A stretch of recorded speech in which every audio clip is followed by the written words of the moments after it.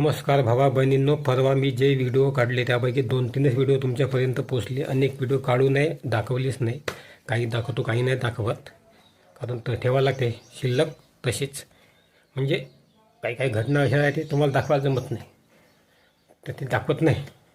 तसेच एक गोष्ट सांगतो तुम्हाला, आधुनिक काळात का चाललं आत्ता. म्हणजे आता व्हिडिओ काढण्याचं खरं कारण तेच आहे का, ते आमच्या यातलं ना काहीच नाही. म्हणजे सध्या काय चालू आहे, इंटरनेटची स्पीड कशी चालू आहे. आता मी कसं आहे, एक फोटो पाठवता औषधाविषयी ठेवले होते, औषधी ठेवला फोटो पाठवला यायले पाठवासाठी. जग फोटो पाठवायला 15-20 मिनटं झाली, अजून पोचलाच नाही.